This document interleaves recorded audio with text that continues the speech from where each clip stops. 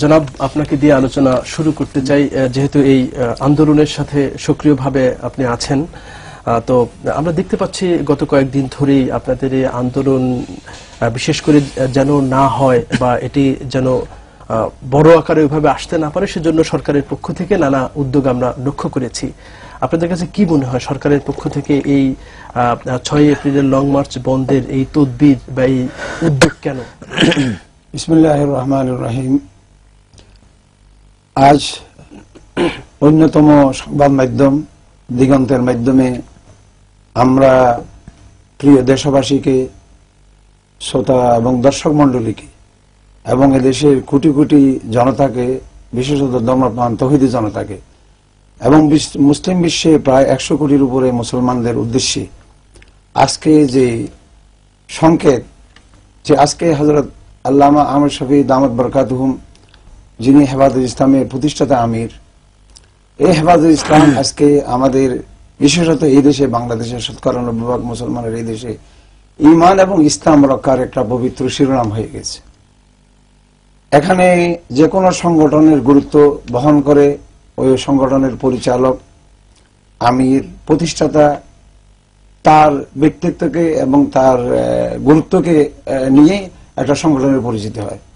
হযরত আল্লামা আহমদ শফী দামাত বরকাতুহুম এই উপমহাদেশে অত্যন্ত একজন বুজুর্গ ব্যক্তিত্ব এবং আমার ছোটবেলা থেকেই আমার শ্রদ্ধাভাজন ওস্তাদ, যখন আমার 12 বছর বয়স, তখন হযরত দারুল উলুম দেওবন্দ থেকে পাশ করে এসে ব্রিটিশ বিরোধী সংগ্রামের অগ্রসৈনিক বলতে হবে, সিপাহ সালার, যার কারণে ব্রিটিশ এদেশ থেকে, ভারত থেকে পালিয়ে যেতে বাধ্য হয়েছিলেন হযরত শেখুল ইসলাম হোসেন আহমদ মদনী রহমতুল্লাহ আলাইহির উনি প্রিয় ছাত্র এবং প্রিয় খলিফা।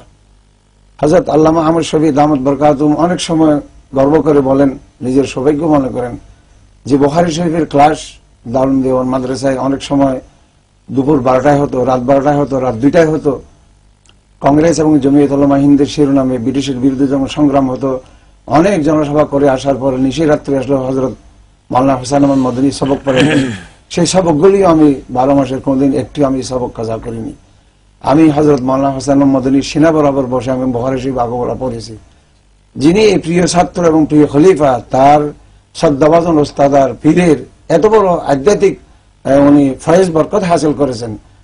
একসময় বলা হয়েছিল যে আপনি খুব কনিষ্ঠ একজন আপনার ছাত্রকে আপনি খেলাফত দান করলেন।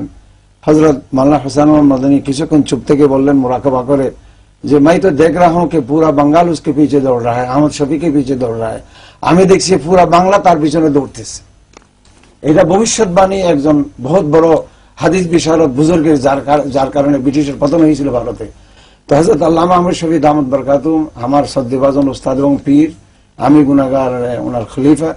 অতএব এই মহান ব্যক্তিত্ব আজকে বাংলাদেশে 90% মুসলমানের দেশে অনেক আক্রমণ ইসলামের উপর আসছে, মুসলমানের উপর আসছে, স্বাধীনতা সার্বভৌমত্বের আসছে, ওগুলি দীর্ঘ কাহিনী। বিশেষভাবে আজকে দুঃখ বারাক্রান্ত হৃদয় আমাদেরকে বলতে হয়, এই সরকার গঠিত হওয়ার 4 বছর পর থেকে দেশের উন্নয়নমূলক কি কাজ হয়েছে আমরা জানি না। বারবার আমরা দেখেছি নেতিবাচক মুসলমানদের উপর আঘাত, ইসলামের উপর আঘাত, ধর্মের উপর আঘাত, একের পর এক। এইসব আঘাত আসার পরে এই চাটায় একজন দরবেশ, যিনি কোনোদিন দুনিয়ামুখী নয়, যদি আজকে বড় দলগুলি সর্বসম্মতভাবে সিদ্ধান্ত নেয়, বিএনপি, আওয়ামী লীগ, অন্যান্য দল মিলে, যে আমরা কোন আসন থেকে আমরা যৌথভাবে নির্বাচিত করে আনবো, উনি কোনদিন রাজি হবেন না। যৌথ সব দলের সরকার হলে উনি কোনো মন্ত্রিত্ব নেবেন না। এই দুনিয়া বিমুখী একটা লোক আজকে কেন মাঠে নামলেন এবং কোটি কোটি তৌহিদি জনতাকে আজকে কেন উনি লং মার্চ করার জন্য উনি নির্দেশ দিয়েছেন? কারণ আজকে ঈমান এবং ইসলামের যে আঘাত এসেছে, বিশেষত নাস্তিক ব্লগারদের মাধ্যমে, যার নেতৃত্বে দিচ্ছে ইমরানি সরকার, সে দেশে একটা বিকল্প সরকার গঠন করেছে। নিঃসন্দেহে একজন রাষ্ট্রদ্রোহী, নিঃসন্দেহে পতাকার, বাংলাদেশের স্বাধীন পতাকার অবমাননাকারী, তার নির্দেশে আজকে দেশে কি হয়ে যাচ্ছে। উনি বলেন যে আমি নাস্তিক নই, উনি নাস্তিক নলে নাস্তিকদের বড় পৃষ্ঠপোষক কথা, উনি নাস্তিকদের বাপদাদা। সুতরাং আজকে ইসলামের উপর এবং ধর্মের উপর আঘাতের কারণে এই দরবেশ আল্লামা আহমদ শফী চুপ করে বসে থাকতে পারেন না বিদায় দেশের কোটি কোটি তৌহিদি জনতাকে উনি আজকে লং মার্চের জন্য নির্দেশ দিয়েছেন। সরকার, আমার দুঃখ হয়, এই আন্দোলন শুরু হয়েছে 1.5 মাস পূর্বে। 1.5 মাস পূর্বে আন্দোলন শুরু হয়েছে। আল্লামা আহমদ শফী সাহেব বহু বক্তব্য দিয়েছেন, বিবৃতি দিয়েছেন, সরকার এগুলি কর্ণপাত করলেন না। এবং দুঃখজনকভাবে তথ্যমন্ত্রী বললেন না, ব্লগাররা এরকম কিছু বলেননি। উনি কি দেশের মানুষকে শিশু মনে করেন, বোকা মনে করেন? এর চেয়ে বড় দুঃখজনক হলো রাজীব যে দৈনিক, আমি সর্বপ্রথম 17 ফেব্রুয়ারি দৈনিক ইনকিলাবের মাধ্যমে রাজীবের এই জঘন্যতম কথা বলি, আবু জেহেল আবুল আহাব থেকে আরম্ভ করে, ওতবা সাহেবের থেকে আরম্ভ করে, রুশ বিপ্লবের 100 বছরের ধর্মবিরোধী যতগুলি আন্দোলন ছিল, কোন ইহুদিন ছাড়া কাফের মোশরিক এত জঘন্য মন্তব্য আল্লাহর ব্যাপারে, রসুলের ব্যাপারে, ধর্মের ব্যাপারে, ইসলামের ব্যাপারে করেনি যেগুলি রাজীব করেছে, অন্যান্য ব্লগাররা করেছে।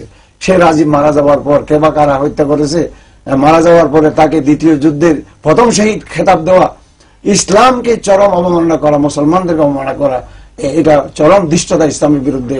আমি মনে করি যারা তাকে শহীদ খেতাব দিয়েছে তারা আল্লাহর কাছে তওবা করা দরকার, জাতির কাছে ক্ষমা চাওয়া দরকার।